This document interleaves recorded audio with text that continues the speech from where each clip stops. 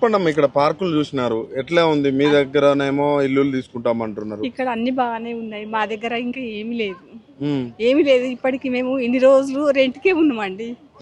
ఇప్పుడే 10 సంవత్సరాల నుంచి ఇల్లు కొనుక్కున్నందుకు మాకు ఇప్పుడు ఈ బాధ. పిల్లలు పెద్దగా అయిపోయింది ఇప్పుడే. అందరు ఇంకా లోన్ల మీదనే ఉన్నది. మా బతుకులు ఏం కావాలి ఇప్పుడు? మా చిన్న బతుకులు, ఆస్తులు ఏం లేవు. ఇంకా ఇల్లు ఒక్కటే మిగిలిపోయింది. ఇట్లా కాకుండా నేను అద్భుతాలు సృష్టిస్తా 1,50,000 కోట్లు పెట్టి అని అంటున్నారు రేవంత్ రెడ్డి. ఆయన డబ్బులు వద్దు, అది ఏమద్దు, మేము తృప్తిగా కట్టుకున్న ఇల్లు మాకే కావాలి. అంతేనా? అంతే. ఏడుస్తున్నారు, బాధ అవుతుందా? బాధ అవుతుంది. మా సార్ కూడా క్యాన్సర్ వచ్చి కాలం చేసిండు.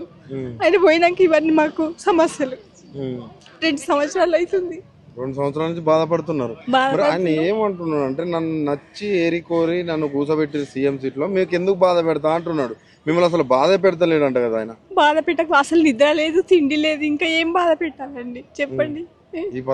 హాస్పిటల్ పుండనే తిరుగుడు ఉంది. ఇప్పటికి రిపోర్ట్లు చూస్తుంటే ఇప్పటికి హాస్పిటల్ పుండనే తిరుగుతున్నాం. ఇంకా ఇక్కడ ప్రజలు ఏం చెప్పిరమ్మా? మా ఇల్లు ఏమైనా గుంజుకొని డెవలప్ చేసిరు అలాంటి ఏమైనా చెప్పిరా మీకు? ఇక్కడ ఏం చెప్పలేదండి, ఏం చెప్పలేదు.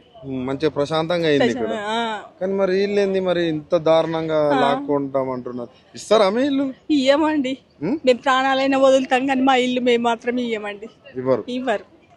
మేము ఇన్ని రోజులు టెంట్కుండి కష్టపడి పైసా కూడా పెట్టి లోన్ల మీద తీసుకున్నాం మా ఇల్లు తృప్తిగా.